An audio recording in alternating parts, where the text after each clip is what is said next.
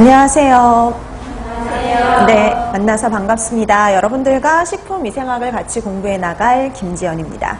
자, 여러분들 이제 2017년 위생사 대비하기 위해서 모이셨는데요. 여러분들 기본적으로 위생사 어떤 과목을 시험을 보는지 몇 문항인지 이 정도는 알고 계시죠? 그래서 1교시 환경위생학이라든지 법규, 곤충 이거 합쳐서 105문제죠. 그리고 그 다음에 2교시 이제 식품위생학하고 공중보건 합쳐서 75문제, 그래서 총 180문제입니다, 필기는. 근데 여러분들도 다 알고 계시듯이 필기 같은 경우 60% 이상을 맞아야지 합격이에요. 그러면 필기가 180문제인데 그 중에 60%라는 건 105문제를 맞아야 되거든요. 근데 이 문항수가 작년에 비해서 좀 줄은 겁니다. 그러니까 작년에 비해서 좀 줄었다라고 생각을 하시면 돼요. 그러니까 전체적으로 과목들의 문항수가 줄었는데요. 예를 들어서 식품위생학 같은 경우도 작년까지는 50문항이었지만 지금은 40문항으로 줄어들었어요. 그래서 이렇게 문항수가 좀 많은 것들은 10문항 정도, 그 다음에 문항수가 좀 작았던 과목들은 5문항 정도가 줄어서 좀 문항수가 좀 줄어들었다라고 생각하시면 되겠고요. 그 다음에 이제 왜 아까 제가 좀 전에 얘기했듯이 1교시, 2교시는 두 가지는 필기 시험이에요. 그래서 이게 180문항이고 여기에서 이제 여러분들이 60% 이상을 맞아야지 합격이 된다 그랬죠. 그래서 여러분들이 105문제 정도를 맞아야지 합격선에 108문제 정도 돼야지 이제 합격선에 108점을 맞아야지 합격이 될 수가 있고요. 근데 여러분 이제 여기 우리가 같이 공부할 식품위생학이 여기 들어가 있거든요. 공중보건하고 그 다음에 식품위생 합쳐서 75문항, 그러니까 이쪽이 35문항, 그 다음에 식품위생이 40문항이거든요. 그러니까 둘이 합치면 75문항인데 실제 시험 시간은 얼마냐면 65분이에요. 그러니까 65분 동안 75문항을 다 푸시고 그 다음에 이제 뭐도 하셔야 되냐면 마킹까지, 답안지 마킹까지 다 끝내야 되거든요. 그럼 우리가 여기서 알 수 있는 사실이 하나 있어요. 문항수는 많은데 시험 시간은 어떠냐면 짧아요. 그렇기 때문에 시험 문항의 특징이 뭐냐면은 아주 단순합니다. 그러니까 되게 단순하게 문제가 나와. 이거는 뭐냐 이런 식으로 되게 단순한 문항의 문제들이 많아요. 그래서 직관적으로 그냥 바로 답을 찾을 수 있는 것들 있죠. 그런 문항들이 대다수. 그 다음에 좀 지문이 길어지는 것들 있죠. 옳은 것을 찾아라, 옳지 않은 것을 찾아라 라는 유형처럼 이렇게 좀 지문이 길어지는 문항은 좀 드물다라고 생각하시면 돼요. 그래서 식품위생에 나와 있는 다른 문항들도 거의 다른 다른 과목들의 문항도 마찬가지지만 위생사의 문제 문항들은 되게 단순하다라고 생각하시면 돼요. 아주 단순하게 문제가 출제가 됩니다. 그래서 뭔가 되게 꼬아내거나 막 어렵게 내는 것보다는 아주 단순하게 그냥 이걸 알고 있는지 질문하는 것들이 가장 많고 대다수를 차지한다라고 생각하시면 돼요. 그 다음에 또 그래서 문항이 우선 간단하다는 거, 간단한 문항이라는 거. 그 다음에 두 번째는 특징이 또 뭐가 있냐면 예전에 기존에 나왔던 것들이 다시 리바이벌 돼서 다시 나오는 것들이 되게 많대라는 거예요.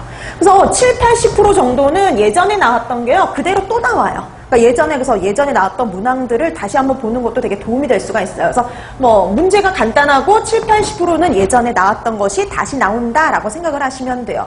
그 다음에 세 번째 식품위생이라는 과목은요 이해 같은 것보다는 더 중요한 게 바로 뭐냐면 암기예요.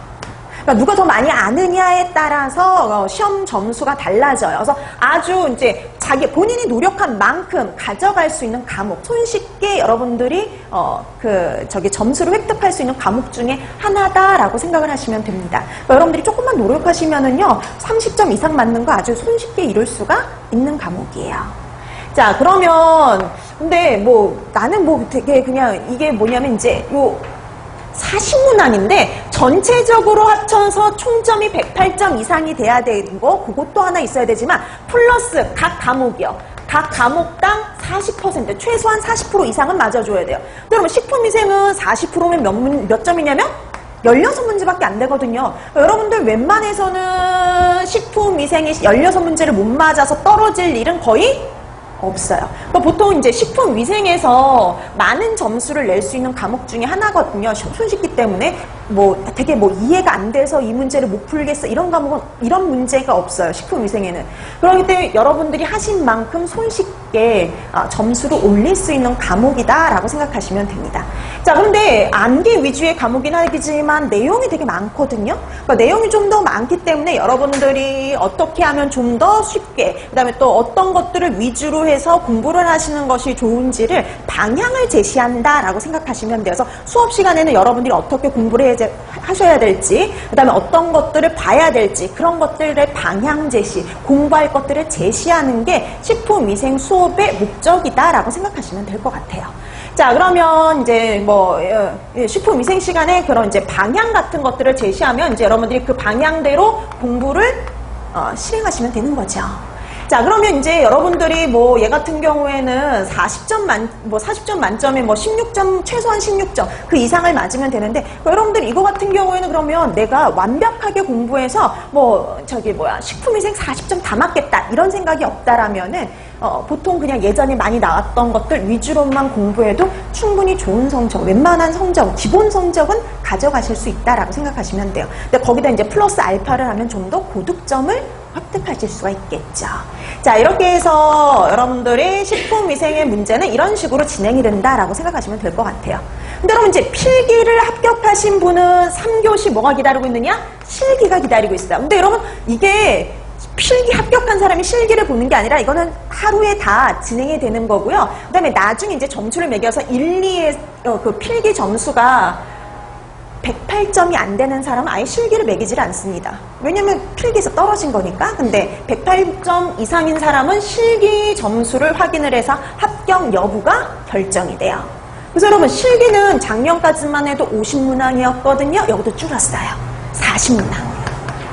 자, 그럼 40문항에 얘도 항상 기본은 몇 프로 하냐면 60%예요. 그럼 얼마냐면 24문제. 24문제예요. 그러니까 24문제 이상을 맞아야지만 합격을 하실 수가 있는 거죠. 그래서 여러분들 이게 필기 같은 경우 이제 평균을 보면은요, 시험 본 분들의 평균을 보면 다 그 커트라인보다 항상 되게 많은 점수를 획득했어요. 근데 실기는 거의 커트라인이 이거면은, 예를 들어서 24문제가 커트라인이잖아요. 커트라인이 이거면 거의 그거에 근접해요, 평균이. 그러니까 실기를 대체적으로 못 본다는 소리죠. 필기보단 실기를 좀 더 못 본다는 소리예요. 그래서 여러분 실기와 필기가 있지만 여러분들이 조금 실기를 조금 어려워하시는 것들도 있어요. 그 다음에 이게 사진이라든지 그 그래프라든지 이런 것들이 많이 나오다 보니까 헷갈릴 수도 있는데, 근데 그런 것들도 항상 기본적인 거에서 시작을 하기 때문에 여러분들이 많이 보시면 좋습니다. 특히 사진 같은 것들. 자, 그래서 여러분 이렇게 보면 식품위생이라는 과목은요,